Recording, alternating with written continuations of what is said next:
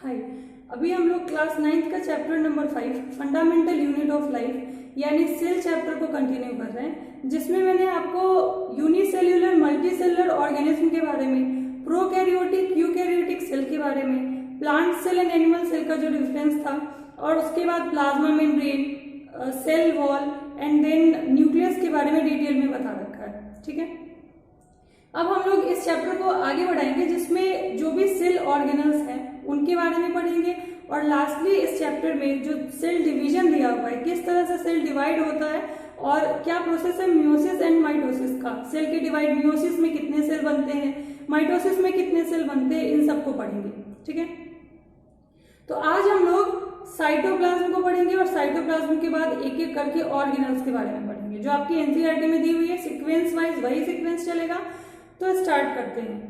सबसे पहले साइटोप्लाज्म के बारे में जानते हैं कि साइटोप्लाज्म क्या होता है। तो liquid matrix present inside the plasma membrane, यानी कि हमारा जो सेल है उस सेल के अंदर में जो लिक्विड मैट्रिक्स प्रेजेंट है, यानी कि अगर सेल है तो इसका आउटर मेम्ब्रेन इस प्लाज्मा मेम्ब्रेन, और इस प्लाज्मा मेम्ब्रेन के अंदर में जो लिक्विड मैट्रिक्स प्रेजेंट है दिस इज साइटोप्लाज्म। और सेल के जितने भी रिएक्शंस होते हैं, जो भी एक्टिविटीज होती है, सब इसी साइटोप्लाज्म के अंदर होता है। और अगर यूकैरियोटिक सेल है तो बहुत सारे ऑर्गेनल प्रेजेंट होंगे, प्रोकैरियोटिक सेल है तो ऑर्गेनल्स, सेल ऑर्गेनल्स प्रेजेंट नहीं होंगे, मेम्ब्रेन बाउंड ऑर्गेनल्स प्रेजेंट नहीं होंगे। लेकिन अगर यूकैरियोटिक सेल है तो बहुत सारे ऑर्गेनल्स, बहुत सारे का मैं नाम बता देती हूँ, that is endoplasmic reticulum, Golgi body, lysosome, mitochondria, plastids and vacuoles, ये सारे ऑर्गेनल्स जो है सीक्वेंस वाइज आपकी एनसीईआरटी में दी गई है। और लास्टली फिर सेल डिवीजन, मियोसिस और माइटोसिस के बारे में भी थोड़ा सा पढ़ना है। तो आज हम स्टार्ट करते हैं एंडोप्लाज्मिक रेटिकुलम। और एंडोप्लाज्मिक रेटिकुलम जो है उसके बारे में पहले मैं बता देती हूँ कि क्या है। एंडोप्लाज्मिक रेटिकुलम जो है वो एक नेटवर्क लाइक स्ट्रक्चर हमारे सेल के साइटोप्लाज्म में प्रेजेंट होता है, और ये जो एंडोप्लाज्मिक रेटिकुलम है वो न्यूक्लियस के बगल में प्रेजेंट होता है। जब मैंने आपको न्यूक्लियस का स्ट्रक्चर बताया था तो मैंने आपको बताया था कि न्यूक्लियस का जो न्यूक्लियर मेम्ब्रेन है वो डबल लेयर्ड स्ट्रक्चर है, और न्यूक्लियस का जो न्यूक्लियर मेम्ब्रेन है उसका आउटर मेम्ब्रेन जो है उससे अटैच्ड होता है एंडोप्लाज्मिक रेटिकुलम, और समटाइम्स वो सेल के अंदर ही रहता है और समटाइम्स प्लाज्मा मेम्ब्रेन तक वो जाता है, यानी कि transport of substances from one cell to another cell, एक सेल से दूसरे सेल में सब्सटेंसेस को ट्रांसपोर्ट करने में भी एंडोप्लाज्मिक रेटिकुलम जो है वो रोल प्ले करता है। उसके अलावा एंडोप्लाज्मिक रेटिकुलम जो है वो सेल को इंटरनल सपोर्ट प्रोवाइड करवाता है, एंड उसके बाद बॉडी के अंदर, सेल के अंदर जो प्रोटीन और लिपिड सिंथेसिस होता है वो भी एंडोप्लाज्मिक रेटिकुलम करवाता है। अब कैसे, एक बार वो देखते हैं। सबसे पहले तो मैं आपको सारे नाम यहाँ पे लिख देती हूँ, जो जो ऑर्गेनल्स आपकी एनसीईआरटी में दी गई है। आपकी एनसीईआरटी में endoplasmic reticulum,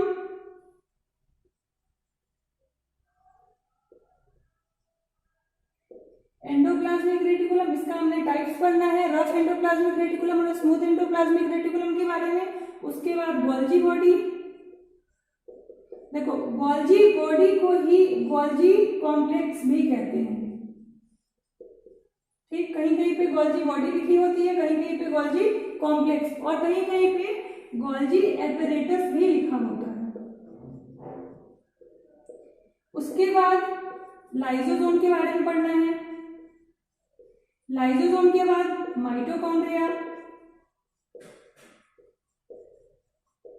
then plastid and lastly vacuoles. ठीक है, इतने cell organelles, membrane bound organelles के बारे में हमने पढ़ना है। ठीक, ये जितने भी ऑर्गेनल्स है सब मेम्ब्रेन बाउंडेड ऑर्गेनल्स है, यानी कि सबके बाहर में एक मेम्ब्रेन है। एक चीज मैं आपको बता दूं यहाँ पे कि जो हमारा माइटोकॉन्ड्रिया है और जो प्लास्टिड है, मैंने प्लास्टिड लिख दिया था, माइटोकॉन्ड्रिया और प्लास्टिड, ये दोनों डबल मेम्ब्रेन बाउंड ऑर्गेनल। ये ऑब्जेक्टिव में क्वेश्चन आता है, इसको याद कर लेना कि mitochondria and plastid is double membrane bound organelle, और बाकी जितने ये जो चार मैंने लिखा है, endoplasmic reticulum, Golgi body, lysosome and vacuoles, ये जो है वो सिंगल मेम्ब्रेन बाउंड ऑर्गेनल होते हैं। होते हैं। Mitochondria and plastid is double membrane bound organelle and उसके अलावा जितने भी हैं endoplasmic reticulum, Golgi body, lysosome, vacuoles, ये सारे सिंगल मेम्ब्रेन बाउंड ऑर्गेनल होते हैं, यानी कि इनके बाहर में सिंगल लेयर होती है। एक चीज और, राइबोसोम आपने नाम सुना होगा।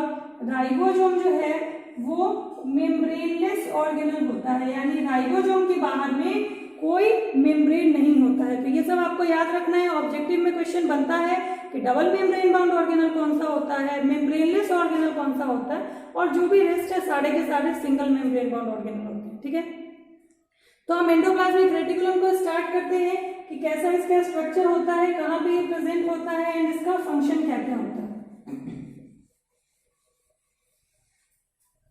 तो देखो, हमने लास्ट वीडियो में न्यूक्लियस टॉपिक पढ़ा था, यानी कि अगर ये सेल है, सेल के अंदर इस तरह से न्यूक्लियस मैंने बनाया था।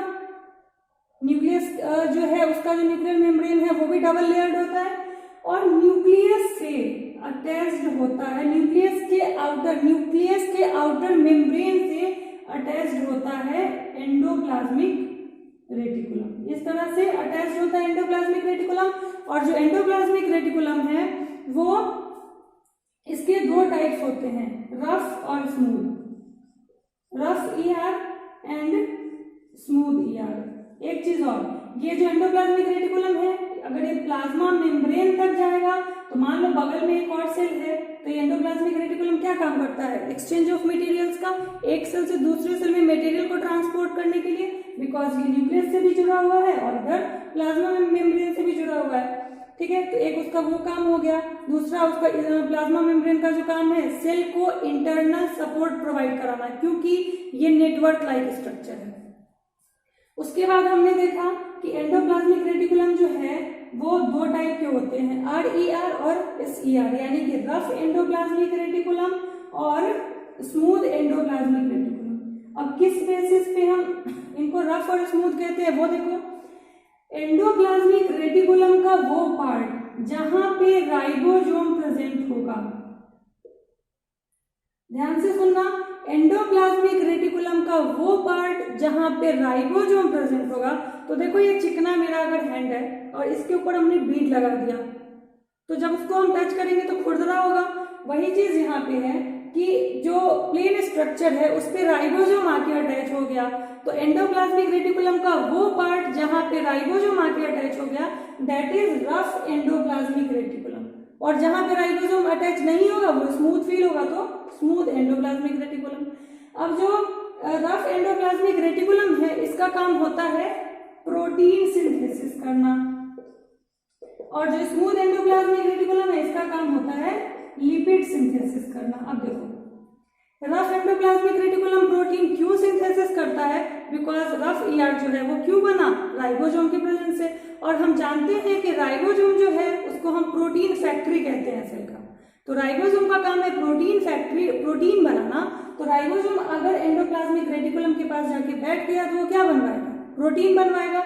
न्यूक्लियस से इंफॉर्मेशन आएगा तो रफ ईआर जो है वो प्रोटीन बनाएगा और स्मूथ ईआर जो है वो लिपिड बनाएगा। क्वेश्चन ये बहुत बार आता है कि रफ ईआर रफ ईआर क्या बनाता है, तो प्रोटीन, एंड स्मूथ ईआर क्या बनाता है, तो लिपिड। उसके बाद आपकी एनसीईआरटी में एक लाइन और दी हुई है कि हमारे बॉडी के अंदर जो भी टॉक्सिक सब्सटेंसेस जाते हैं, ड्रग्स गए या फिर कोई भी हार्मफुल मेडिसिन गया, तो उसको डिटॉक्सिफाई करता है smooth endoplasmic reticulum.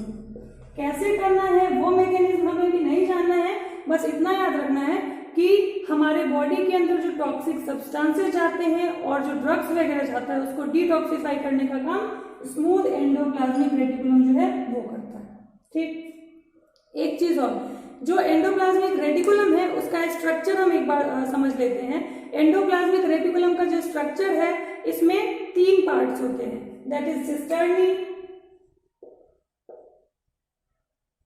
Tubules and vesicles. ये 3 पार्ट इसके होते हैं, सिस्टर्नी, ट्यूब्यूल्स एंड वेसिकल्स। तो देखो मैंने इस तरह का स्ट्रक्चर बनाया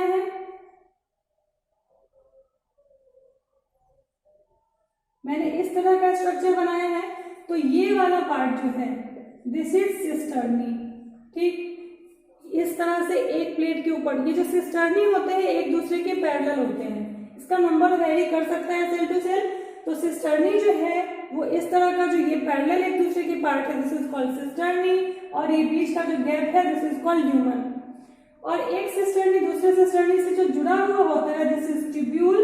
एंड जो एंडोप्लाज्मिक रेटिकुलम जो बनाते हैं लिपिड्स और प्रोटीन्स, उनको स्टोर करके कौन रखेगा, वेसिकल रखेगा। तो ये एंडोप्लाज्मिक रेटिकुलम के पार्ट्स हैं। ठीक, जो रफ ईआर है उसमें सिस्टर्नी ज्यादा होगा, जो स्मूथ ईआर है उसमें वेसिकल्स और ट्यूब्यूल्स ज्यादा होंगे। जो स्मूथ ईआर है वो लिपिड बनाएगा, जो रफ ईआर है वो प्रोटीन बनाएगा। तो ये सारे जो है इनके, अगर हम इनको चाहे तो डिफरेंशिएट भी कर सकते हैं। ठीक, तो ये हमारा एंडोप्लाज्मिक वाला पार्ट हुआ। नेक्स्ट वीडियो में हम गोल्जी अपैरेटस को कंटिन्यू करेंगे।